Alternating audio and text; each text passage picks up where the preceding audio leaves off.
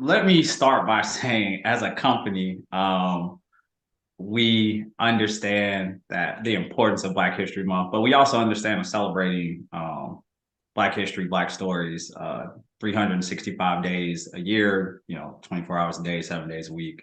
I love the fact that as a company, we put a focus on identifying as many talented individuals that happen to be Black. And hopefully, whether it's giving them their first job in tech, allowing them to find roles within our company that suit them, that will grow their career. We want to make sure that we are very intentional about the way we present opportunities from our company to folks that look like us who may not get those opportunities. I am in a very privileged position as co-founder of a tech company that's been able to raise a little bit of money to bring in folks that have expertise and have passion to do not only just for our company, but for projects like we're doing here in Black History Month. And Kelli will talk a little bit more about that project specifically, but from a tech standpoint, LifeTagger really started as a communications tool that helped people deliver messages when, where, and how another party would want it. So, there's this day-to-day aspect of brands communicating with customers, but there's also this broader narrative around all these stories that can be created, and making sure that those stories from different families, from different individuals, live in a digital space, and that's what we kind of wanted to do. So we looked at where we could have some impact, unlock some stories in this digital space, on this digital platform that we call LifeTagger, and hopefully be a blueprint and a catalyst for folks to get out there and share stories around the country of different people in their lives, no matter how small or how big, giving them that opportunity to unlock those stories and have those stories live in the digital space so that generations can access it. And I think when we talk about Black History Month and we talk about the oral tradition of Black people, that's something as a company we wanted to harness because that tradition, that oral tradition, has carried us as a community and as a culture for years and years and years. I think the genesis behind this project really was it started as an innocent conversation between two friends, Kendrick and I. In 2020, my father passed, and the Saulnys are like five generation New Orleanians. And when my father passed in 2020 and my grandmother passed in a few years prior, I was just sharing with Kendrick. I was like, I really wish that when we would just be gathered around the kitchen table or Thanksgiving dinner or what have you, I really wish that I had just hit voice record on my phone and just recorded my family telling stories, particularly my dad and my grandmother, because they had just such rich and colorful stories of what New Orleans was when they were growing up, just before my time, so to speak, before I could really remember. And while I have those stories, I hold those stories from a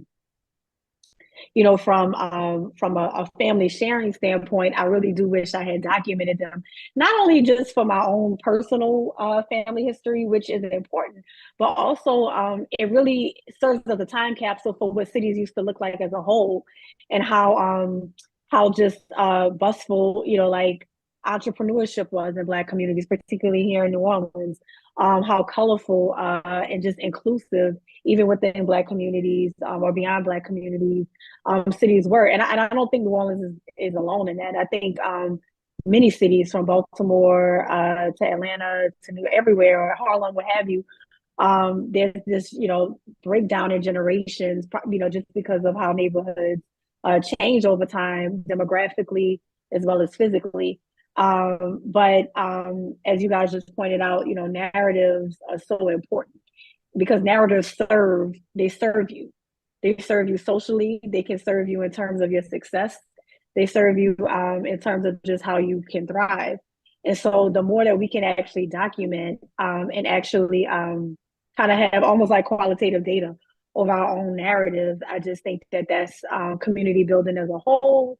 I also think it helps in terms of how we build ecosystems around entrepreneurship, around business, around healthcare, so forth and so on. And I think that's what really serves a thriving community. This tour is really about building a connectedness around entrepreneurship and in that ecosystem. I think I heard her specifically say, you know, that narrative that builds entrepreneurial ecosystems.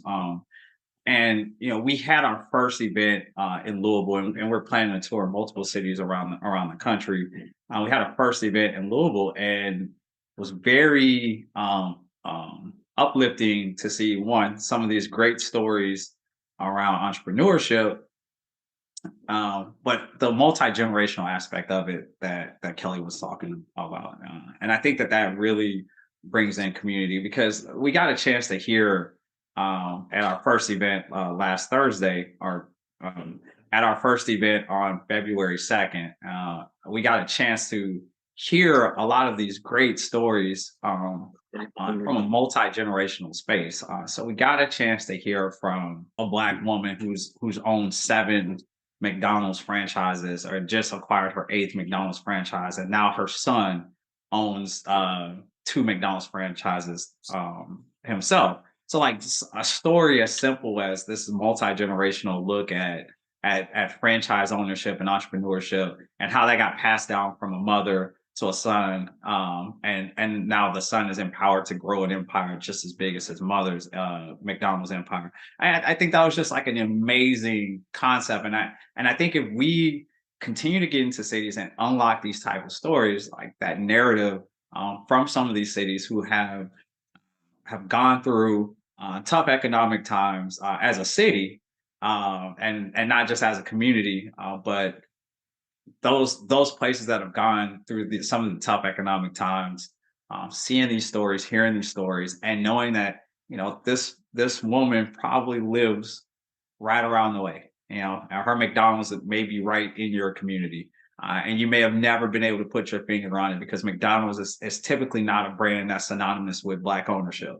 But here we have it right there in Louisville. So I'm excited to get to these other cities and see what other stories we can unlock, or that we may find out about, that changes a narrative, empowers a community, gives the community more pride, inspires someone to entrepreneurship. Like, I'm excited about that. So that's really the framework. If we do that one time, every time we're in a city, it's worth all the effort that Kelli has put in with the rest of our event partners, and teams of folks that we've had on this project. The great thing is these stories exist in abundance. I think um, across the country. So what we've done, at least with our inaugural event, is we worked with kind of like ecosystem and community leaders to help source stories. We don't have to curate much. Again, that's the whole point. The whole point of this is really to unlock untold stories.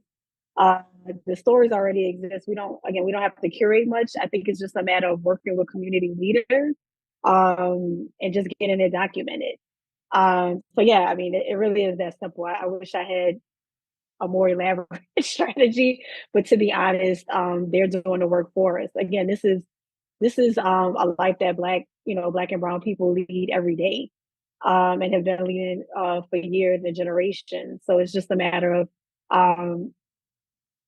saying, just giving them the mic and providing a platform for them to have a voice. Because we wanted authenticity, we wanted these people to be raised up by the community that's there, and we didn't want to come in and pick who we thought were going to be the right people, because there's a 99% chance that we probably would have picked wrong.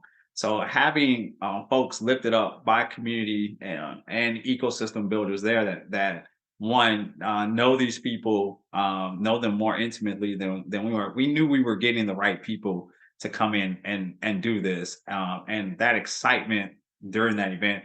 I wish that everyone could have been there to feel the energy, the connectivity, the connectiveness that was in the room, and just the excitement around entrepreneurship, and what could be and what could be a possibility when you put a whole bunch of people in the room who are really looking to work with each other to build a better city.